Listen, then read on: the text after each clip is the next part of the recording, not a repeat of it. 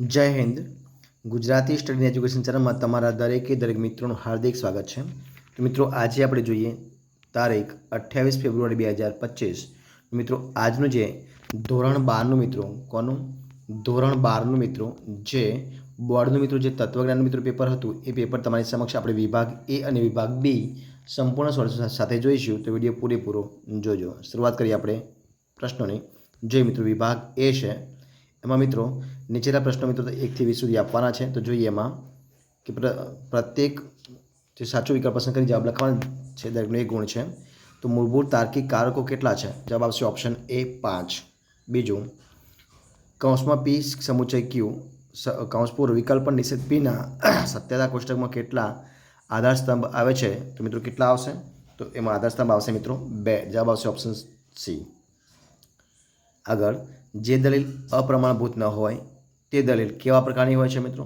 તો એ દલીલ હોય છે પ્રમાણભૂત. કેવી આવશે? ઓપ્શન એ જવાબ પ્રમાણભૂત. અપ્રમાણભૂત ન હોય તો પ્રમાણભૂત હોય. જોઈએ પ્રશ્ન આગળ. દલીલમાં ફલિત વિધાનની સંખ્યા કેટલી હોય છે? તો દલીલ મિત્રો ફલિત વિધાનની સંખ્યા 1 અને માત્ર 1 જ હોય છે. કેટલી હોય છે? 1 અને માત્ર 1 જ હોય છે. જોઈએ પ્રશ્ન આપણે આગળ. જોઈએ કે ઉત્તરાંગના નિયમ પરથી પૂર્વાંગના નિષેધને લગતો નિયમ સંક્ષેપમાં શું કહેવાય મિત્રો? તો એને સંક્ષેપમાં કહેવાય છે મિત્રો. શું કહેવાય છે? એને કહેવાય છે એમટી નિયમ મિત્રો. કહેવાય છે એને કહેવાય છે એમટીનો નિયમ. કયો આવશે? એમટીનો નિયમ. બરાબર આવશે એમટી. ત્યારબાદ જોઈએ આપણે છઠ્ઠો મિત્રો જે પ્રશ્નો છે એમાં શું આવશે? પી વિકલ્પ ક્યુ અને નિષેધ ક્યુ તેથી પી આરૂપ કયા નિયમનું છે મિત્રો? તો જવાબ આવશે છઠ્ઠા મિત્રો ઓપ્શન ડી, ડીએસનો નિયમ. કયો આવશે? Option D, DS. જોઈએ પ્રશ્ન આગળ આપણે કે સંવિધાનના ફલિત વિધાનના ઉદ્દેશ્ય પદને મિત્રો શું કહેવાય? તો એને કહે છે પક્ષપદ. શું કહેવાય? એને કહે છે પક્ષપદ. જવાબ આવશે ઓપ્શન ડી, પક્ષપદ કહેવાય. જોઈએ પ્રશ્ન આપણે આગળનો. જો કે કઈ આકૃતિમાં મધ્યમપદ અને આધાર વિધાનમાં ઉદ્દેશ્ય પદને સ્થાને શું હોય છે મિત્રો? તો 8મો જવાબ હશે મિત્રો ઓપ્શન સી, ત્રીજી. કઈ આકૃતિમાં મધ્યમપદ અને આધાર વિધાનમાં ઉદ્દેશ્ય પદને સ્થાને આવે છે? તો જવાબ આવશે ઓપ્શન સી, ત્રીજી આકૃતિમાં. આગળ, સરખા સંયોગો હાજર હોય તો સરખું જ પરિણામ આવે છે. આ વાક્ય શું સૂચવે છે? તો જવાબ આવશે ઓપ્શન એ, પ્રકૃતિની એકરૂપતા. જવાબ આવશે ઓપ્શન એ, પ્રકૃતિની એકરૂપતા. પ્રશ્ન જોઈએ આપણે આગળના. કઈ વ્યાપ્તિ કાર્યકારણ સંબંધ આપે છે? તો જવાબ આવશે 10માની અંદર જવાબ આવશે ઓપ્શન એ, વૈજ્ઞાનિક વ્યાપ્તિ. શું આવશે? વૈજ્ઞાનિક વ્યાપ્તિ. પ્રશ્ન આગળ, ભારતીય તર્કશાસ્ત્રમાં નૈયાયિકોએ કેટલા પ્રમાણોનો સ્વીકાર કર્યો છે? તો 11મો જવાબ આવશે ઓપ્શન સી. કેટલા આવશે મિત્રો? 4. ઓપ્શન સી જવાબ આવશે 4. પ્રશ્ન આપણે આગળ જોઈએ. પ્રશ્ન આપણે જો કે એક બાબતની હાજરીની સાથે બીજી બાબતની હાજરી હોવી એટલે શું? હાજરી હોવી એટલે શું? તો 12મો મિત્રો જવાબ શું આવશે? 12મો જવાબ આવશે ઓપ્શન બી, અન્વય. શું કહેવાય? ઓપ્શન બી, અન્વય જવાબ આવશે. આગળ, હકીકતલક્ષી વિધાનોની વિશેષતા કઈ છે મિત્રો?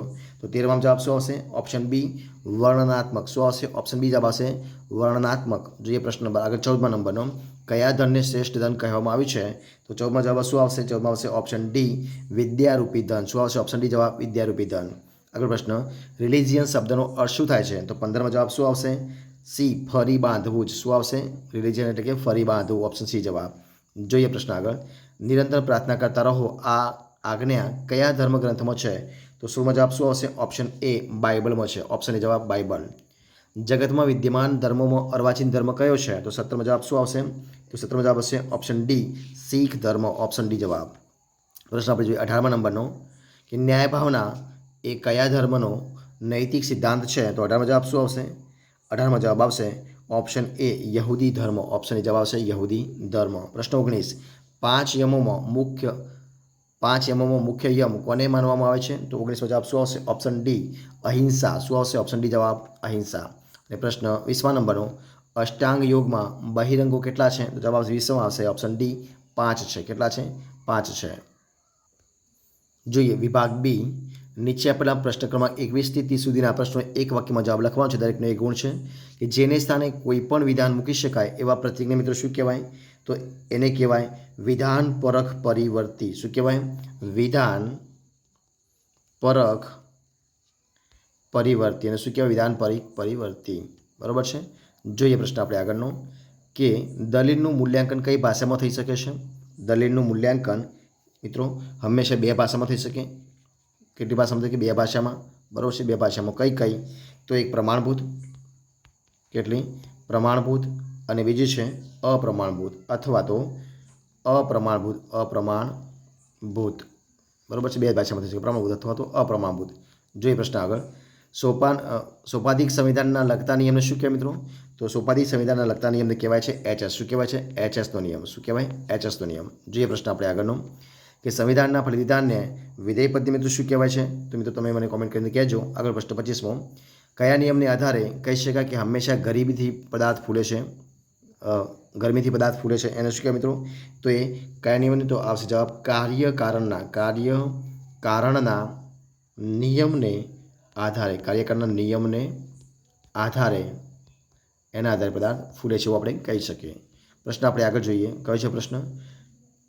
કે પંચાયવી અનુમાનનો પાંચમો અવયવ કયો છે? પંચાયવી અનુમાનનો પાંચમો અવયવ તો કયો છે? તો એ છે નિગમન. કયો છે? નિગમન એ પંચાયવી અનુમાનનો પાંચમો અવયવ છે. આગળ જોઈએ પ્રશ્ન નંબર 27મા નંબરનો. કેન્ટ કયા મૂલ્યને અગ્રતા આપે છે મિત્રો? કોણ? કેન્ટ. તો એ સત્યમ, શિવમ અને સુંદરમ. શું આવશે? સત્યમ,